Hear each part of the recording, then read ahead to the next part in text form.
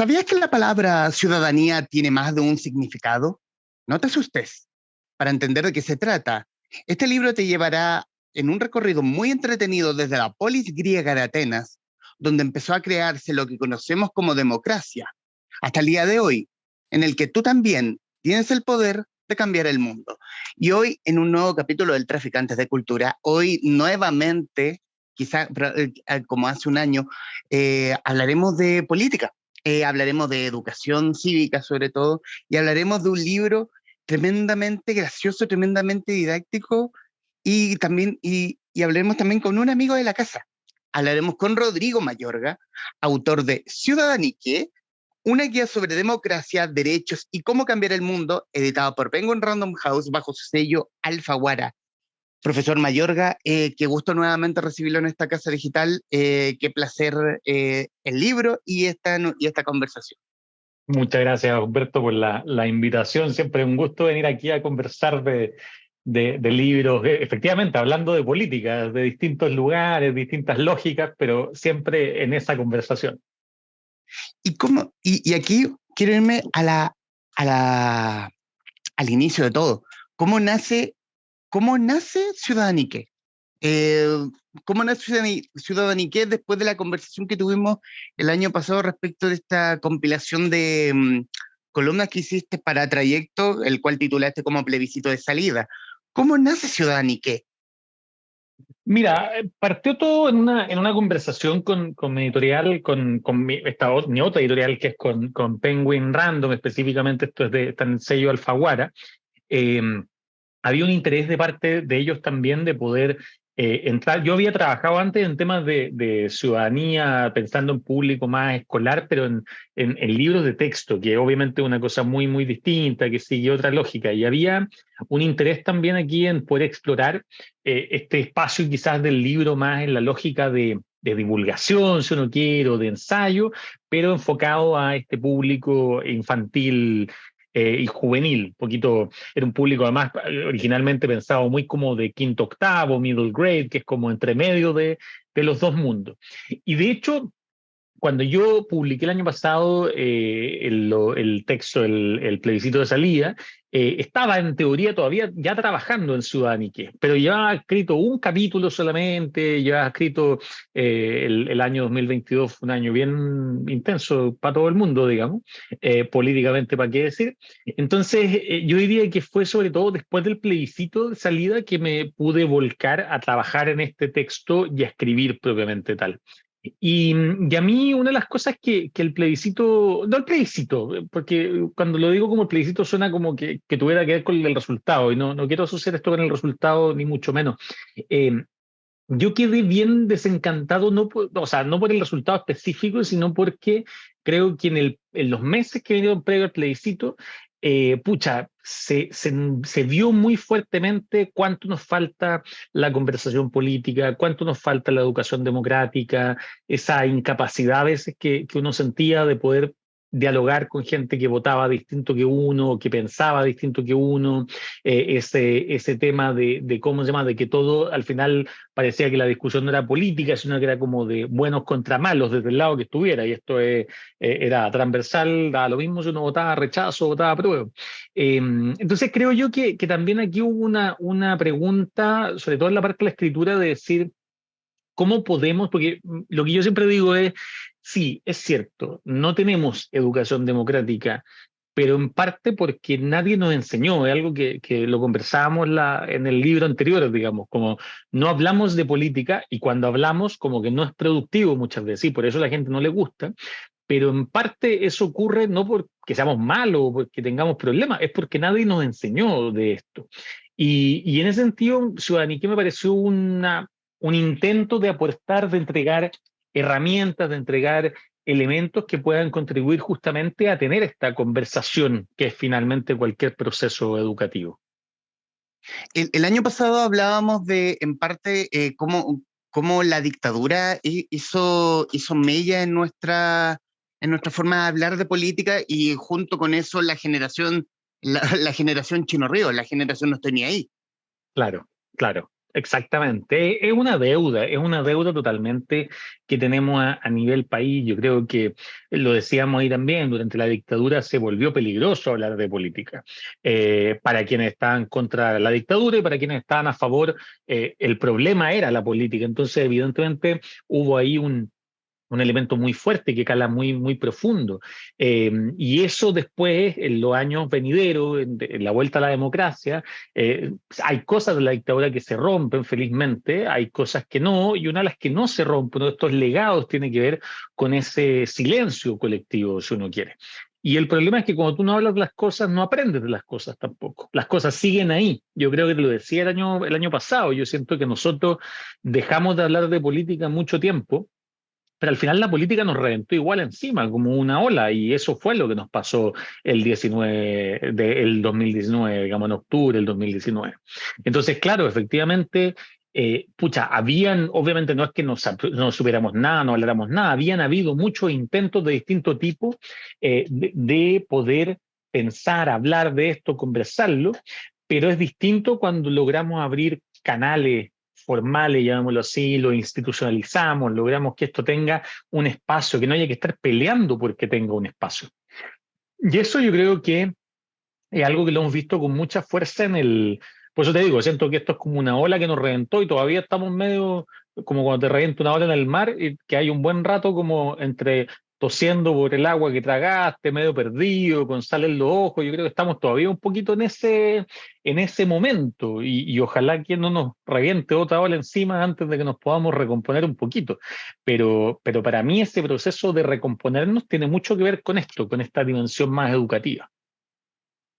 Y saliéndonos solo un poco del libro, en esta forma de recomponernos, mirando el resultado del 4 de septiembre, a cómo hoy se está parando un nuevo proceso, y quizás el último, quién sabe, y quizás el último o la última oportunidad, y este último proceso que en verdad no tiene la fuerza del año pasado.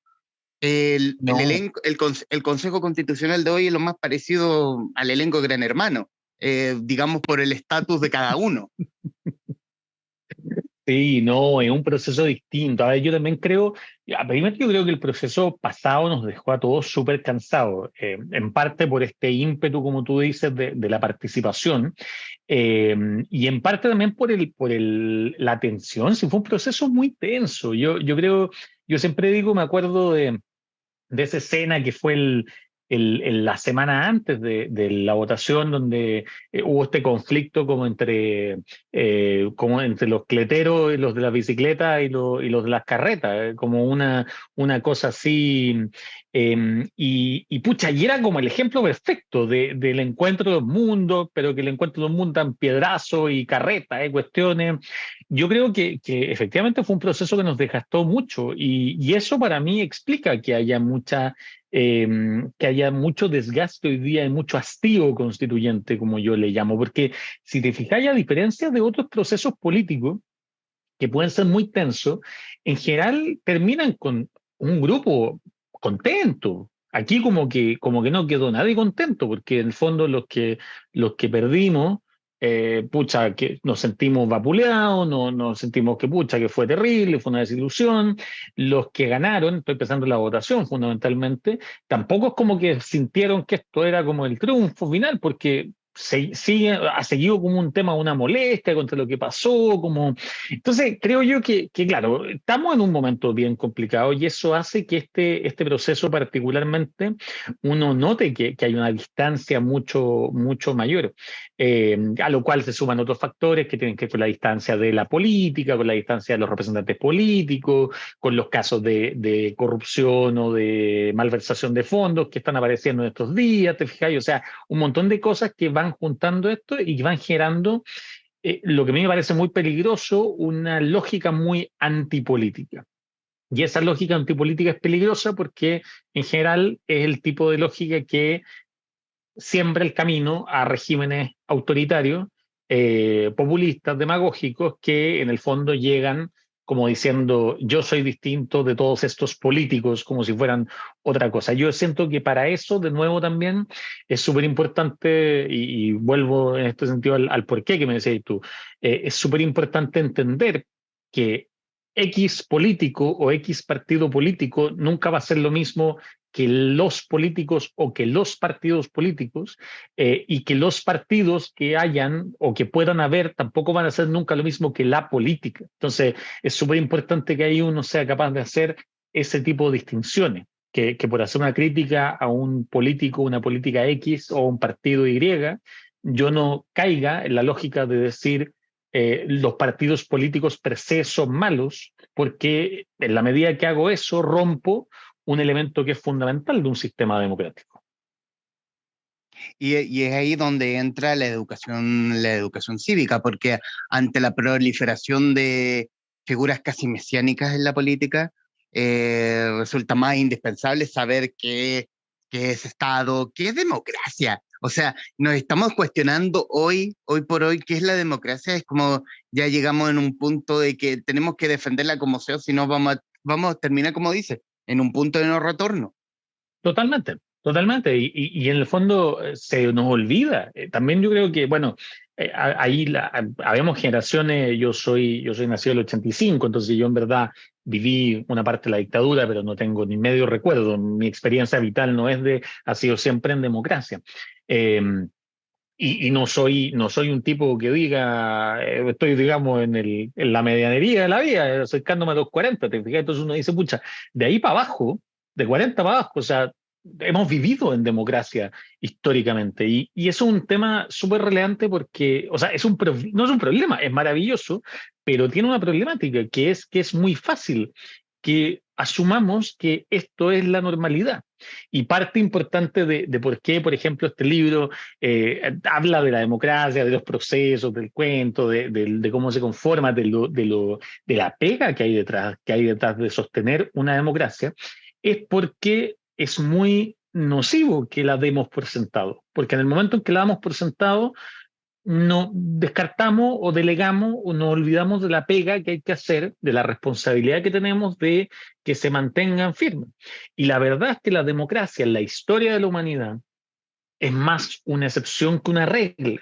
Es un fenómeno nuevo en la historia, es un fenómeno que desde que se crea en su versión moderna se ha interrumpido numerosas veces en todos lados prácticamente, y en el fondo es un fenómeno político que hay que sostener trabajando para sostenerlo. Y yo creo que eso es una clave fundamental. Yo siempre digo que en el fondo nosotros tendemos a tener discusiones derecha e izquierda como si fueran los dos polos, y en realidad lo que deberíamos estar más preocupados es de la división demócratas-antidemócratas, porque a diferencia de lo que creen algunas personas de derecha, no toda la gente en la izquierda es antidemocrática. A diferencia de lo que cree alguna gente en la izquierda, no toda la gente en la derecha es antidemocrática.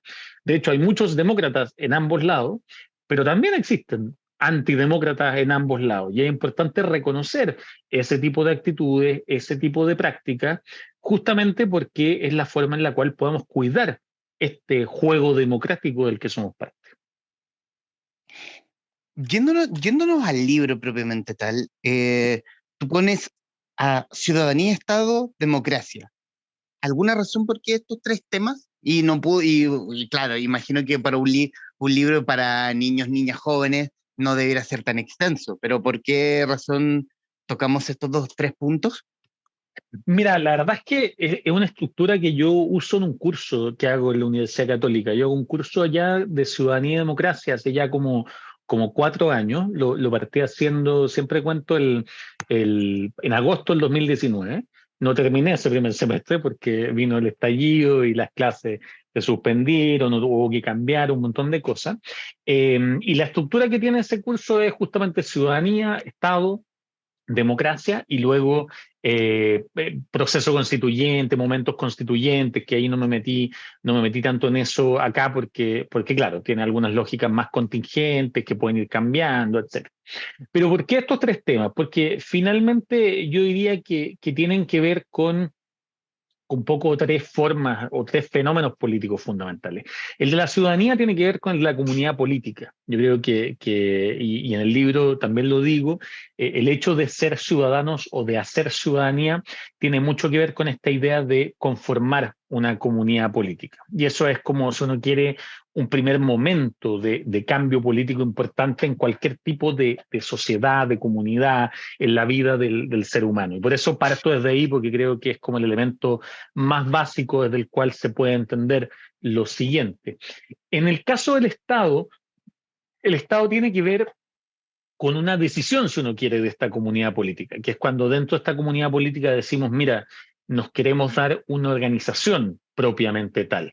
Queremos que, en el fondo, un poco lo que Max Weber hablaba del famoso monopolio de la violencia legítima. El Estado tiene mucho que ver con esa idea de decir, queremos que ya esto no sea que cada cual defina un poco, se las valga por sí mismo y todo el cuento, sino que, por ejemplo, que eh, exista una lógica de qué tipo de violencia es legítima, qué tipo de violencia no es legítima, violencia o uso de la fuerza, para no ponerlo en términos de violencia que se malentiende muchas veces. En el libro esto está mucho mejor explicado. Pero lo que quiero decir es que el Estado tiene que ver con una forma en la cual esa comunidad política se organiza y por lo tanto es un segundo momento, si uno quiere, dentro de la política, dentro de la vida política y una siguiente etapa.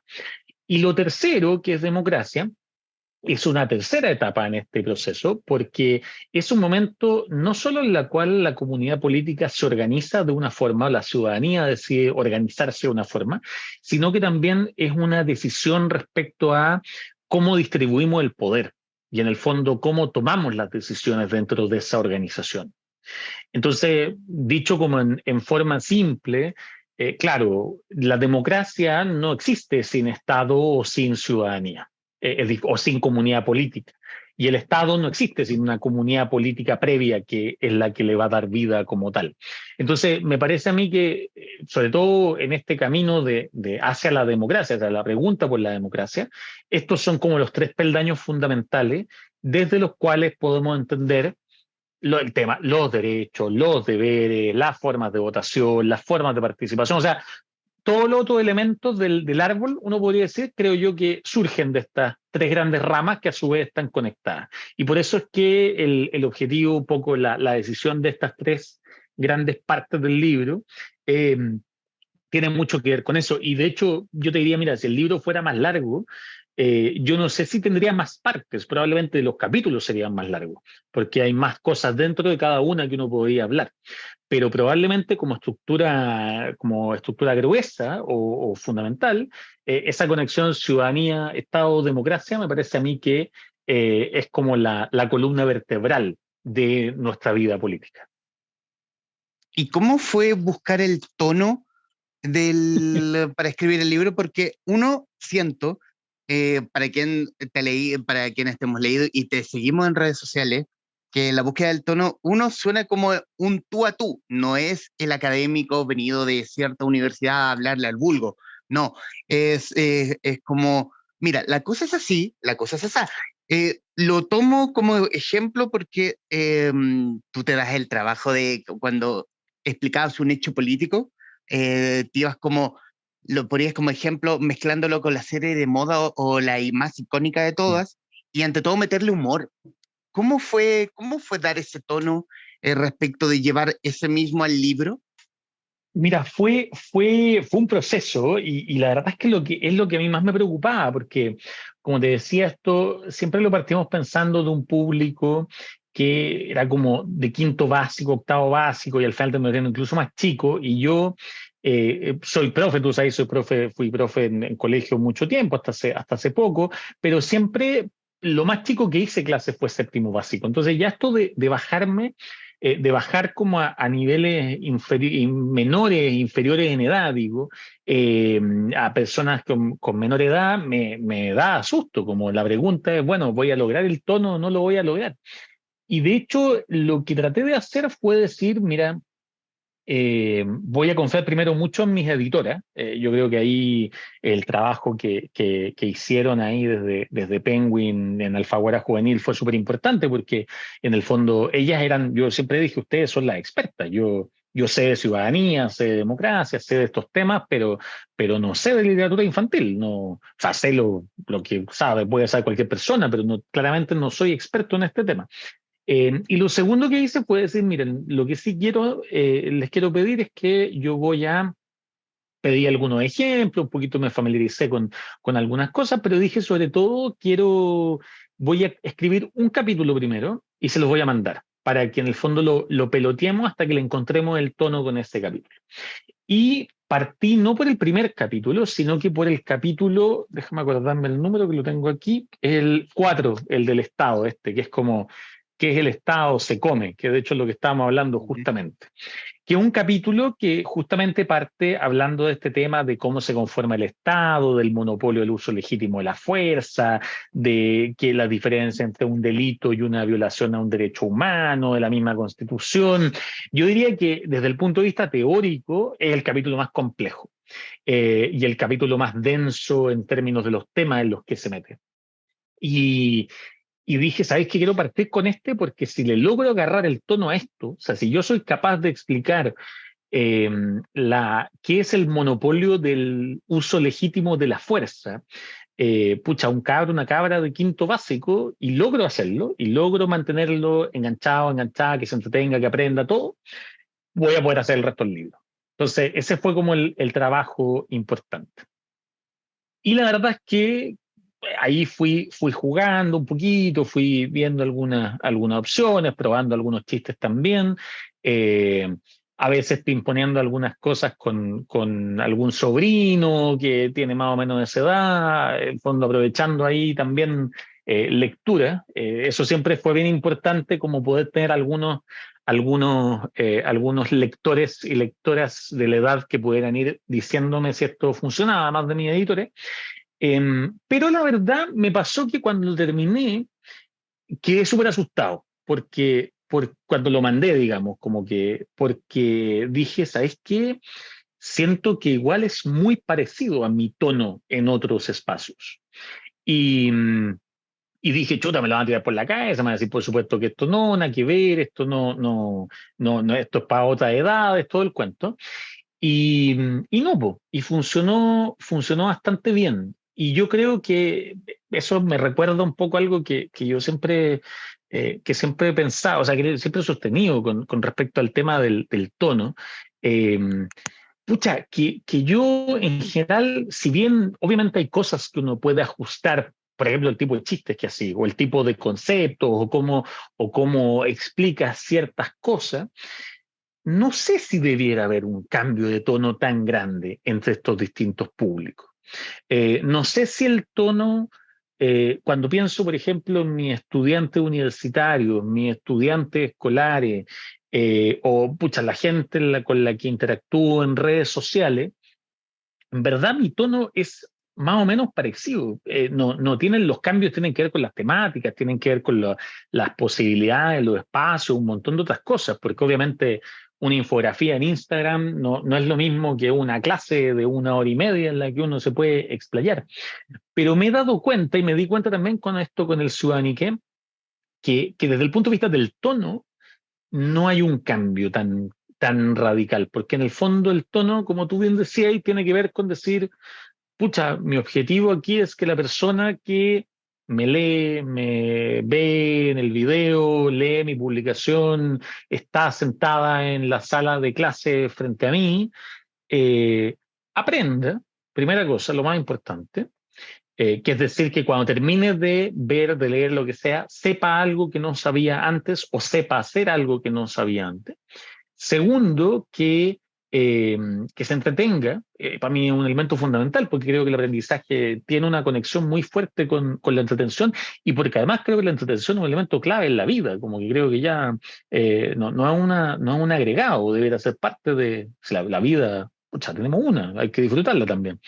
Ujú. Y lo tercero también, sobre todo en los temas que tienen que ver con ciudadanía, ojalá sienta voy a decir con medio grandilocuente, pero ojalá se sienta inspirado a actuar, ojalá esto le genere algo como que diga, pucha, tengo que hacerme parte de algo que va más allá de mí mismo, es algo más colectivo, algo más conjunto.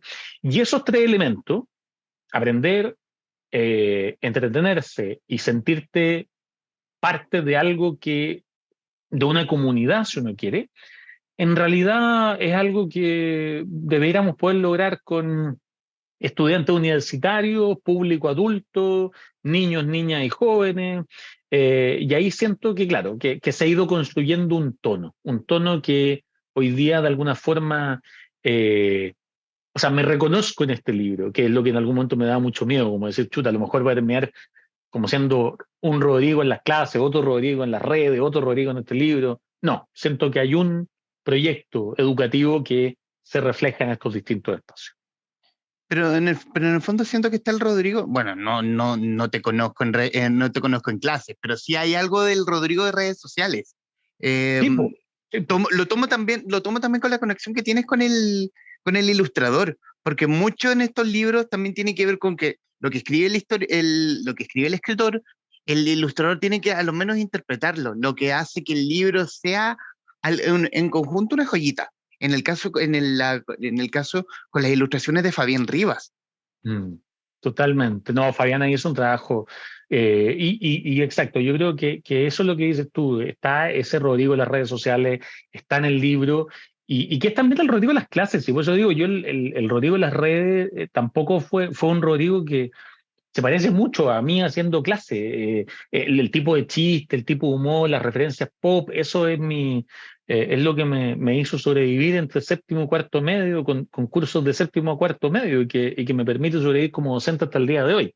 Y ahí Fabián hizo un trabajo genial en captar eso. O sea, para mí el tema de las ilustraciones tenía que ver con las ilustraciones tienen un sentido inicial, uno dice como de aligerar la lectura, pero para mí era súper importante que las ilustraciones fueran capaces de captar justamente esa dimensión del aprendizaje a través de lo pop, a través de lo cercano, a través de, ¿cómo se llama?, del ejemplo concreto. Hay una, por ejemplo, en ese mismo capítulo que estamos hablando que me encanta, que es como que es una cita a una película, a Taken, que esta cosa como esta escena que Liam Neeson le dice a los secuestradores, como ustedes secuestraban a mi hija, no sé qué, y como hay un ejemplo, y a un carabinero que le responde que su hija cometió un crimen, está presa, no la tenemos secuestrada, y que conecta con toda una discusión previa que hay en el libro sobre distinguir cómo un mismo acto, dependiendo de las condiciones en que se da, podría ser interpretado como un secuestro o como una detención, que es cuando hablamos de nuevo de la fuerza legítima y legítima. Entonces, claro, yo diría que Fabián supo leerme muy bien y lograr plasmar eso de forma gráfica, porque yo no me voy a echar para abajo, yo tengo habilidades de distinto tipo, pero si hay una habilidad que no tengo, es la habilidad gráfica. O sea, yo puedo decir como, mira, me encantaría que fuera, en el fondo los dibujos yo a Fabián se los mandaba escritos, como en esta parte me gustaría que hubiera esto, que dijeran esto, pero la magia gráfica la hizo él y yo creo que eso marca un elemento clave dentro de este libro. Y también permite marcar esa idea que yo creo que es otro elemento clave de que apuntan a públicos distintos. Y ahí de nuevo tenemos el tema del humor, como humor que usando distintos tipos de referencia permite que esto uno lo pueda leer en distintas etapas, en distintos momentos etarios, eh, y pasarlo bien igual, porque hay referencias que van desde cómo se llama, desde la infancia de uno o de aquellos que lo antecedieron a uno, hasta referencias que son claritas para la generación Z y ya pasando la generación alfa ahora. Hablando del tema de la ciudadanía, muchas de las dudas que una de las dudas que yo tenía es que al menos ciudadanía, por la idea que yo tenía, lo que no se acercaba a nada, porque al menos según la RAE tiene tres acepciones: cualidad y derecho de ciudadano, conjunto de los ciudadanos de un pueblo o nación y comportamiento propio de un buen ciudadano. O sea, lo que hace que yo me comporte como un buen ciudadano ante el país o me hace ciudadano votar o me hace ciudadano varias otras cosas. ¿Qué hace a un ciudadano un ciudadano? Eh, me di vuelta a la misma pregunta. Es que lo que pasa es que finalmente yo creo que esta es, como te digo yo, este curso que hago en la universidad parte justamente con esto. Es la primera clase, por eso digo que sigue la estructura de alguna forma súper clara. Mis estudiantes de la universidad les digo, no les dije antes, pero es como un resumen del curso.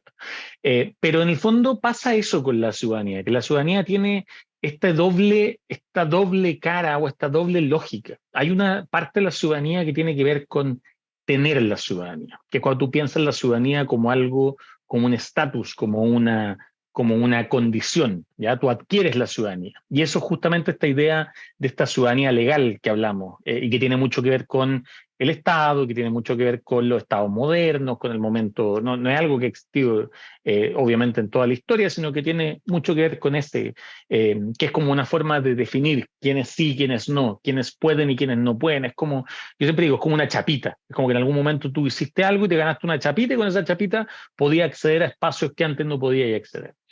Pero también está la ciudadanía entendida como algo que yo hago y que es la forma que a mí me gusta más entenderla, la ciudadanía como una práctica, que son aquellas prácticas que te hacen parte de una comunidad política, que es finalmente ese tercer, ¿cómo se llama? Esa definición como la ciudadanía como un conjunto. Entonces, yo creo que tiene mucho que ver con eso. La ciudadanía se puede ver de esas dos formas, pero yo creo que lo que este libro busca rescatar es justamente esta idea de fondo de que la ciudadanía la vamos haciendo, que además es algo muy histórico. Lo vamos haciendo en el tiempo, con otros, porque además, si no, como tú dices, la forma como clásica de entenderlo es que la ciudadanía está chapita, entonces yo cuando cumplo ciertos requisitos, ahí soy ciudadano y ahí tengo algunas obligaciones y algunos derechos, como por ejemplo el de votar. Cuando yo entiendo la ciudadanía como algo que yo hago y que hago con otros constantemente, me doy cuenta que yo soy ciudadano incluso antes de tener la ciudadanía. Y eso es algo que nos lo han demostrado los mismos niños, niñas y jóvenes que leen este libro, muchas veces en las últimas décadas de la historia del país, en la historia de la humanidad, de manera constante, que nos demostraron las mujeres. Piensan, las mujeres durante mucho tiempo no tenían ciudadanía, no podían tener ciudadanía. Y sin embargo, ellas fueron construyendo ese espacio para poder tener esa ciudadanía. Pero ese proceso en el cual lo construyeron fue hacer ciudadanía también. Eran ciudadanas, eran parte de la comunidad política. Entonces, creo que ahí está y por eso parto por ahí, porque es desde donde yo creo que si uno no tiene claro eso, claro, después el resto del libro puede ser una confusión absoluta, sobre todo pensando en niños, niñas y jóvenes, que justamente hay un capítulo después que dice, o sea, pucha, ¿significa entonces que yo no soy ciudadano si no tengo 18 años? No, significa que no tienes la ciudadanía, pero eres un ciudadano, una ciudadana como yo, como tú, como cualquier adulto, en la medida que participas de una comunidad, en la medida que eres parte de una comunidad mayor y de que aquello que haces, la forma en que te comportas, las acciones que ejecutas, las decisiones que tomas, afecta de una forma u otra al resto de la comunidad. O sea, en el fondo que no tienes ciertos derechos a no ser que cumples la mayoría de edad. Eso tiene que ver con tener la ciudadanía. Existen Ujú. ciertos derechos bien concretos que son los que se conocen como los derechos políticos, que también lo explico en el libro como tal. Pero finalmente el hecho de que tú tengas ciertos derechos o no por ciertas definiciones o ciertas constataciones, no te impide que puedas ser parte de una comunidad, que tus acciones impacten a esa comunidad y por ende que tengas responsabilidades y que al mismo tiempo la comunidad también, que las acciones del resto también te impacten a ti. Entonces, yo ponía en clase, siempre pongo el ejemplo, digo, claro, si tú no eres ciudadano, si tú no tienes la ciudadanía, si no has cumplido 18 años, no puedes votar. Y ahí hay un derecho que no puedes ejercer. Si tú no eres chileno, eh, no tienes derecho a volver cuando quieras al país. Tú sabes que un chileno tiene el derecho de volver al país cuando lo desee. Por eso el exilio es una práctica que va contra ese derecho. Eh, Y hay otros derechos que tú tienes por ser ser humano, que son los derechos de ser humano fundamental. Ahora, los derechos no existen sin una comunidad que te permita garantizar esos derechos, ¿no? En el fondo, si no hay una comunidad, si no hay un trabajo colectivo, no existen los derechos, porque los derechos se van construyendo a partir de la acción de otros seres humanos. Entonces, puede que nosotros digamos, sí, hay ciertos derechos que los vamos a dejar para aquellos que cumplen ciertas condiciones, que son derechos muy específicos, muy puntuales. Pero la gran mayoría de los derechos, que son los derechos humanos fundamentales, son derechos que todos tenemos en la medida que nuestra comunidad nos permite tenerlos. Y para que eso ocurra, todos también actuamos dentro de esa comunidad. Entonces, todos somos ciudadanos, eso es lo que quiero decir, de alguna comunidad. Por eso te decía que la ciudadanía viene antes que el Estado y que la democracia, porque tiene que ver con formar comunidades políticas. Conversamos con Rodrigo Mayorga, autor de Ciudadanique, una guía sobre democracia, derechos y cómo cambiar el mundo, editado por Alfaguara. Y quiero citar una parte del libro también, Rodrigo, y aquí colgarla con la misma pregunta del capítulo. Comillas. No me cabe duda que, así como Estado, nación es una palabra que has oído muchas veces. Y tal vez lo primero en lo que piensas cuando la escuchas es en tu propio país. ¿Son Estado y nación sinónimos entonces? No, no lo son. Y aquí yo quiero colgarla, profesor Mayor. ¿Qué es Estado? ¿Qué es nación? ¿Qué es la diferencia en unas de otras? Mira, el Estado es una organización política, fundamentalmente, y como te decía yo, es una forma en la cual nos organizamos. Entonces, si tú quieres, una forma en la cual definimos cómo nos vamos a administrar como comunidad política. Tiene que ver con decisiones, ¿ya? Entonces, por ejemplo, tiene que ver con definir las leyes. Las leyes son parte del Estado, ¿ya? La ley tiene que ver con el Estado. Entonces, ¿la ley qué es? Es que nosotros nos organizamos y decimos, mira, esto se puede hacer, esto no se puede hacer. Si tú haces esto, que no se puede, esta es la sanción, en cambio esto estamos obligados a hacerlo. Piensa cómo se organiza una casa, por ejemplo, como con ciertas reglas, tiene que ver con eso. La nación, en cambio, es un concepto que tiene que ver con la identidad, no tiene que ver con la organización, no tiene que ver con las reglas, tiene que ver con una identidad que yo poseo, que yo siento que como propia y que siento además que la comparto con otras personas. ¿Ya? Entonces, en ese sentido, la nación tiene mucho más que ver con, en el caso mismo de la casa, no tiene que ver con la casa, tiene que ver con la familia, tiene que ver con esa sensación de decir, yo me siento atado a otras personas, porque tienen mi apellido, porque incluso a lo mejor, yo puedo tener un hermano que no conocí, que nunca vi, pero siento que hay una conexión emocional con él, porque compartimos sangre, uno podría decir, pero en realidad lo que compartimos es una suerte como de línea conjunta, de descendencia, de ascendencia. Entonces, esa es la distinción fundamental. Cuando yo hablo del Estado chileno, estoy hablando de aquellas formas políticas en las cuales este país se organiza. Estoy hablando de nuestra frontera, estoy hablando de nuestros poderes del Estado, de si tenemos presidente o primer ministro, de si tenemos Congreso, de las leyes que el Congreso pasa, de la forma en cómo se vela porque todo se cumpla, de quién tiene el uso de la fuerza, en el caso de la policía, ¿te fijáis? Eso es el Estado. Cuando yo hablo de nación, hablo de aquello que me une identitariamente a otras personas. Y hay un autor que yo lo cito en el libro, que a mí me encanta, que es Ernest Renan, que en algún momento él dice en la discusión, dice, finalmente, ¿qué es lo que nos hace una nación? Que tenemos una historia conjunta y que queremos seguir haciendo cosas juntos. La nación no tiene que ver necesariamente con compartir, como digo, una raza, con compartir un lenguaje, con compartir una religión, tiene que ver con compartir una historia, pero al mismo tiempo querer seguir construyendo una historia. Y por eso es que la discusión nacional muchas veces viene de grupos que dicen, en verdad yo no siento que comparta historia con ustedes, porque en esta historia a mí siempre me ha tocado la parte de la víctima o del oprimido. Y por lo tanto, podemos vivir en la discusión del famoso Estado plurinacional. O sea, podemos vivir en la misma, o multicultural, podemos vivir en un mismo estado, podemos vivir juntos, pero somos otra familia, somos otro grupo, tenemos otra historia.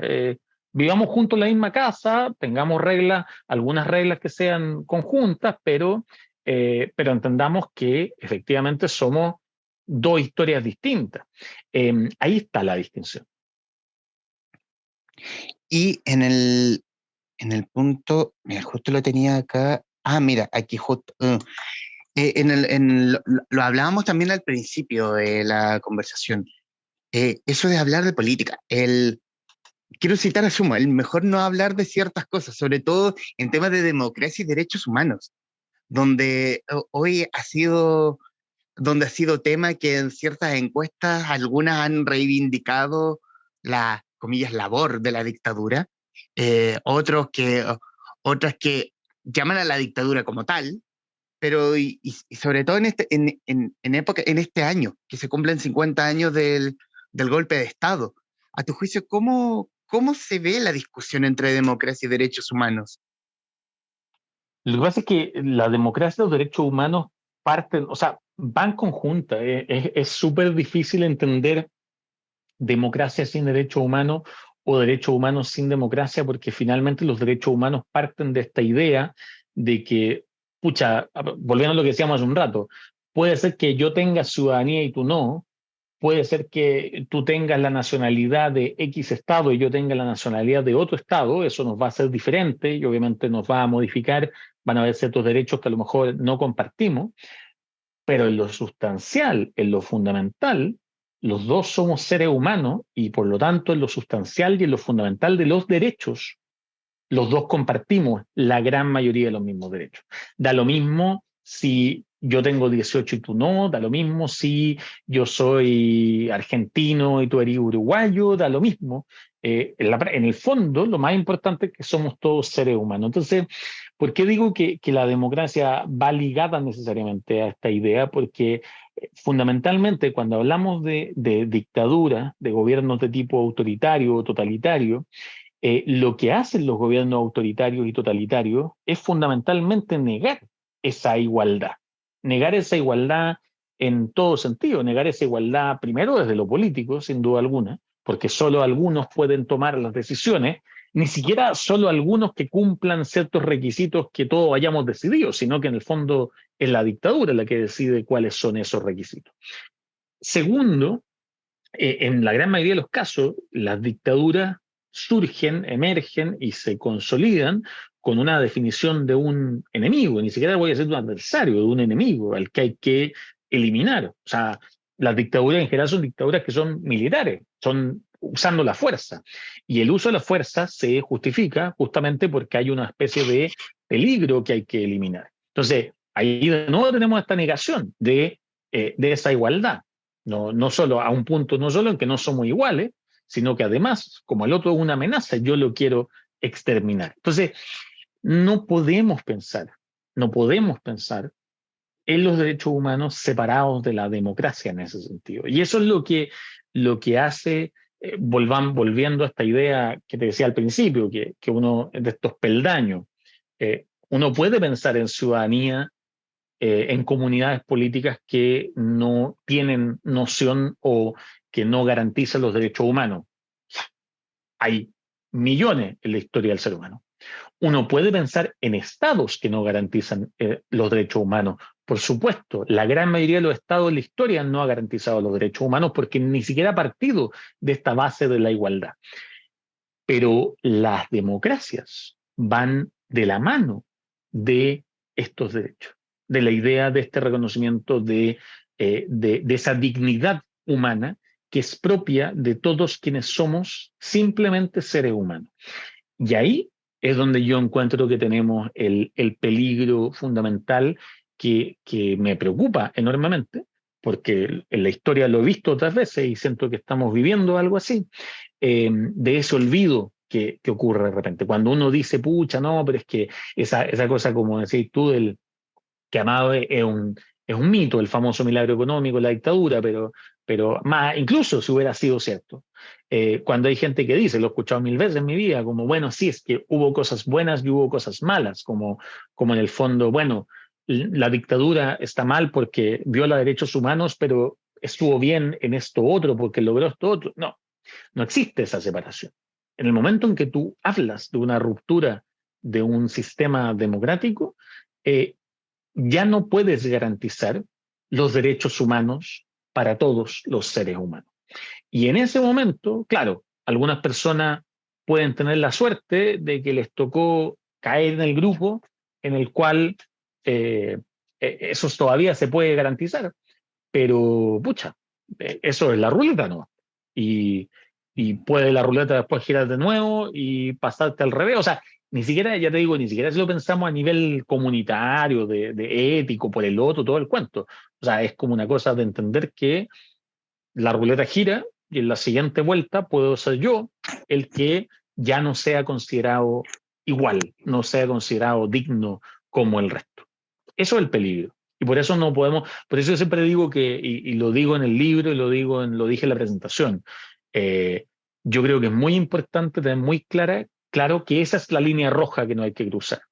Que adentro de esa línea roja discutamos, discutamos lo que queramos. Y por eso digo, a mí una de las cosas que me preocupaba del plebiscito anterior y el proceso anterior es que sentía que a veces discutíamos cosas que me parecen discusiones válidas, como que no fueran válidas. Discutíamos el tema, tenemos que ser plurinacionales, multinacionales, nacionales. A mí me parece que esa es una discusión democrática. Yo tengo mi postura, tengo mi posición, la voy a defender, la voy a argumentar, pero no puedo plantear que quien tiene una posición distinta a la mía es un antidemócrata o un fascista o una persona macabra. ¿Okay? Discutamos si el Estado tiene que ser un Estado social de derecho o subsidiario. De nuevo, yo tengo una posición, todo el mundo la sabe, yo no soy en general, soy bien frontal con mis posiciones políticas, pero el que esté al frente en la otra posición, me parece a mí que está en una posición válida, legítima, y habrá que discutir, habrá que dialogar, habrá que debatir, habrá que entrar en conflicto, porque el conflicto es parte de la democracia, para eventualmente tomar decisiones. Eh, Distinto es cuando el que está al frente mío niega que todos tengamos los mismos derechos. Distinto es cuando el que está al frente mío plantea medidas que pasan por sobre la democracia para lograr obtener algún otro fin, como la seguridad, el progreso económico, lo que sea. En esos casos, me parece a mí, la línea se cruza y ahí sí que no es una conversación lo que tenemos que tener. Y por eso te decía hace un rato que, pucha, si algo quisiera yo que mi trabajo aportara, es a que pudiéramos ser más capaces de distinguir con quiénes son adversarios políticos, con los cuales en el fondo tenemos diferencias, pero estamos jugando el juego de la democracia juntos, y quiénes son enemigos políticos o más de frentón amenazas, porque son aquellos que quieren cerrar el juego de la democracia. Y cuando el juego de la democracia se cierra, no hay un siguiente turno. Y ahí entramos en problemas. Rodrigo, y en los minutos que nos quedan de esta conversación, ¿te han llegado el feedback lector respecto de Ciudadanique? Sí, sí, ¿Has he tenido recibido. como la cosa buena y los jaleas? Te voy a citar al Rodrigo Mayor de redes sociales, a los jaleas de redes sociales que ven comunistas voladores en todos lados. ¿Te ha llegado ese feedback? Mira, felizmente no he tenido jalea. Mm. No ha habido hate, no ha habido con respecto al libro nada. Y de hecho yo te diría que me ha pasado que, bueno, y he tenido feedback bien positivo. Bueno, mucha gente que me lo comenta, lo entretenido que es, que se lo leyó de un tirón, mucha que entendió todo, que su hija, su hijo, su hermano, su hermana entendió todo. Eso muy bien. Pero yo te diría que hay dos feedback particulares, ya que vamos cerrando, que creo que han sido bien importantes. Uno, fue de una persona que me acuerdo que me lo comentó por Instagram y me puso, pucha, que lo había leído la hermana chica, que había aprendido un montón, que había sido súper bueno, pucha, y que yo me metía a su cuenta después y que tenía en la foto perfil como una cuestión así de rechazo, como absoluto. O sea, una persona que venía de un lado político muy distinto al mío. Y eso fue genial, porque una de las cosas, como te decía, que a mí me interesa mucho es que es esta lógica. O sea, mucha, yo sé que hay gente demócrata que votó por el rechazo, y está bien, creo que hay factores que era una decisión legítima. Si no hubiera sido legítima, no tendríamos que haber votado, porque cuando votamos las decisiones son legítimas. Entonces, eso fue una primera cosa importante, como decir, pucha, para mí es muy importante no hablarle solamente a la gente que piensa todo como yo, porque las democracias no se construyen nunca con gente que piensa solo como uno. Se construye con gente que piensa distinto, pero que cree en la democracia. Y eso creo yo que ver que el libro logra eso para mí es súper importante. Y lo segundo han sido feedback de distinto tipo, pero lo reflejo en una persona que me escribió, una madre, que me dijo, pucha, compré el libro, lo está para mi hija de 13 años, y lo teníamos en el mall, creo, en la librería, lo compraron y habían ido a comerse algo y lo empezaron a leer. Y resulta que estaba la hija chica también, que tenía 5 años. Y entonces la mamá, para que me dice, pucha, en realidad para que no se sintiera excluida, yo le empecé a leer también a ella y a meterle un par de ejemplos que tenían que ver con ella, todo el cuento. Y me dice que la hija se le iluminaron los ojos, la chica empezó a hacer preguntas, la mamá empezó a responder, la hermana también empezó a hacerse preguntas entre ella. La hija después siguió leyendo un rato, y luego la leían las tres juntas. Y eso para mí fue maravilloso porque yo siempre dije, pucha, yo quiero, lo he dicho varias veces ya, pero parezco disco con esto, pero yo decía, quiero que este libro sea como las películas de Pixar.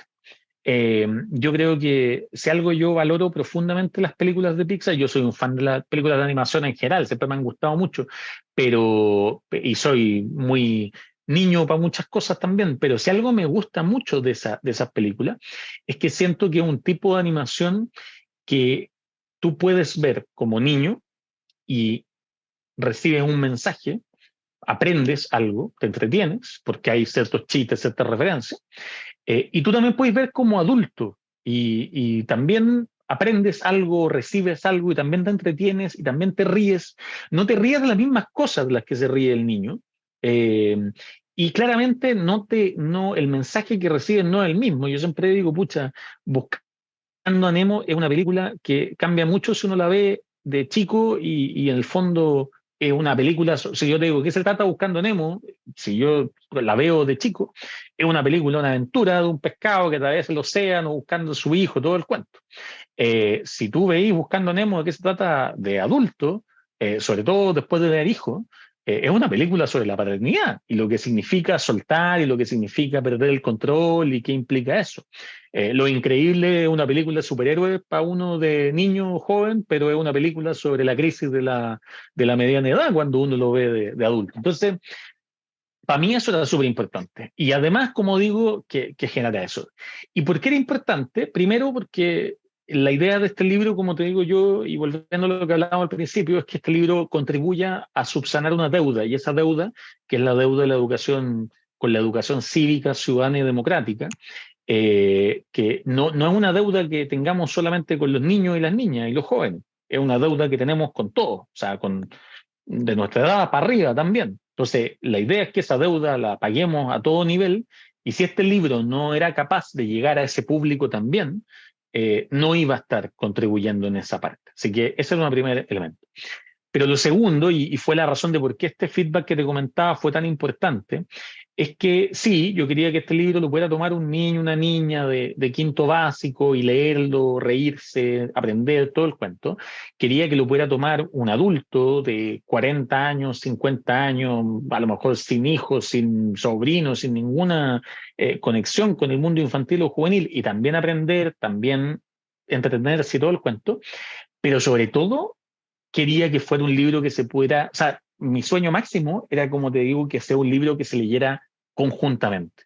No un libro que le lean los papás a los hijos o las mamás a los hijos, sino que un libro que los padres y las madres puedan leer con los hijos, juntos, aprendiendo juntos, que los profesores podamos leer con nuestros estudiantes, aprendiendo juntos. Y eso para mí creo que es el elemento más político del libro. que en el fondo sea un libro, y siento que felizmente el feedback me ha mostrado que al menos en algunos casos se está logrando, que es un libro que nos permita construir algo colectivo, porque al final para mí de eso se trata la vida política democrática. ¿Y qué sensación te deja? Siento en esta conversación, en lo último que me dice, y sobre todo tomando el pulso de tus propias redes sociales, que este es un libro que le guarda, los otros que has hecho, tanto el plebiscito de salida o el relato de un chileno de Nueva York, tienen un cariño, tienen algo especial, pero este es más especial todavía. Sí, sí, hay algo, es otra, claro, es otra lógica, otra especialidad. Yo creo que, a ver, tanto Relatos de un chileno en Nueva York como Plebiscito de salida son libros muy míos de mí, de alguna forma, porque es una compilación de columnas que yo fui escribiendo durante mucho tiempo, es como se llama, un libro de relatos que fui escribiendo durante mucho tiempo, que además son relatos que están inspirados en mi propia vida, en mis propias experiencias en Estados Unidos. Entonces son libros muy míos, como te digo, sobre mí. Este siento que quizá es el primer libro que no es sobre mí, es sobre otros y para otros también. Eh, es un libro que, como te decía, pucha, de alguna forma, Plebiscito Salía y Relato de un Chileno en Nueva York, si no lo leyera nadie, el libro seguiría teniendo un valor para mí, porque como te digo, es mi propia historia, son mis propias...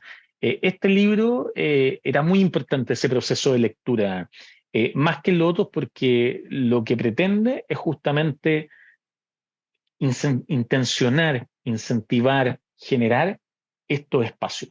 Y pucha, y ver que eso está empezando a lograrse, ojalá que siga haciéndolo mucho más y por mucho más rato, es muy lindo.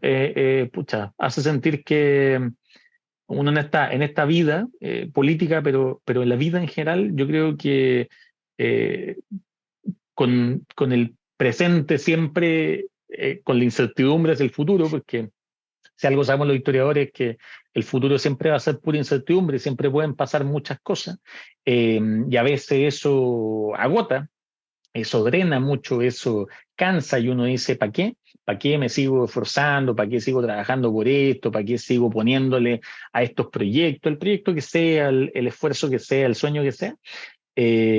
Pucha, la esperanza yo creo que es fundamental como algo que te recupera y que te da más energías para seguir.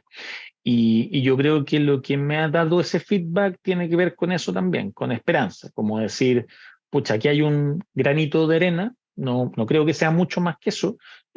También los historiadores lo tenemos muy claro, lo mínima que es cada acción humana, pero al mismo tiempo cómo conjuntamente van construyendo grandes cosas. Y siento que, pucha, si puede hacer algo de eso este libro, me doy por pagado y por satisfecho.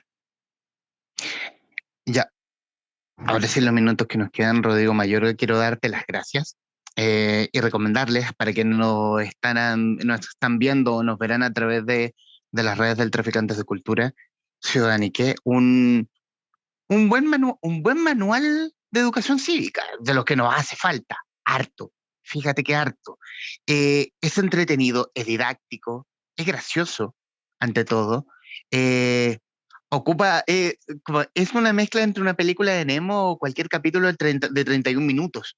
O También, también perfecto. hay algo también de los Simpsons también, que tiene esa cosa como la serie de niños que hoy como, no sé, un cabra arriba de 30 años no hubiese querido, no hubiese querido ver, que tiene ese Mm. algo, que también es un manual tremendamente necesario para los tiempos de los tiempos políticos que hoy vivimos, tanto este año y probablemente los próximos que vengan. Y aquí, Rodrigo Mayorga, estos minutos finales son tuyos para que diga lo que guste de respecto a Ciudad o de lo que le nazca del corazón en el fondo. Nada más que primero dar las gracias por la invitación, por siempre un lujo poder venir a hablar de lo que uno hace, lo que uno escribe. Dejar invitado a todo el mundo, ojalá a que lean Ciudadanique. Yo creo que como digo, pero sobre todo hay que ojalá, si lo leen o cuando lo lean, no termine ahí. Yo, como te digo, creo que esto es un libro, una pequeña cajita de herramientas, así lo decíamos en el lanzamiento el otro día, es una pequeña caja de herramientas para que nos sirva para el actuar que vamos a, nuestro actuar colectivo, nuestro actuar político. Las herramientas no todas las usamos todo el tiempo, es la gracia de una caja, la gracia de una caja de herramientas no es que todas las herramientas sirvan para todas las cosas, ni que todas las herramientas las tengamos que usar todo el tiempo. La gracia de una caja de herramientas es que cuando ocurre una situación en la cual necesitamos hacer algo, esté ahí la herramienta que requerimos para poder hacerlo bien. Y yo creo que eso es lo que espera este libro, aportar con nuevas herramientas, no las únicas que existen, ni mucho menos, la caja hay que seguirla llenando constantemente, para que cuando la política nos confronte, cuando los desafíos de la vida nos confronte, cuando la historia, finalmente el hecho de que somos sujetos históricos nos confronte, tengamos más herramientas para poder construir un futuro mejor. Rodrigo Mayorga, autor de Ciudadanique, una guía sobre democracia, derechos y cómo cambiar el mundo, editado por Alfaguara, en conversación con los traficantes de cultura. Rodrigo, profesor, qué gusto y placer. Muchísimas gracias, Humberto, como siempre. Chao, chao. A quienes nos están viendo y escuchando, gracias por estar ahí. Adiós.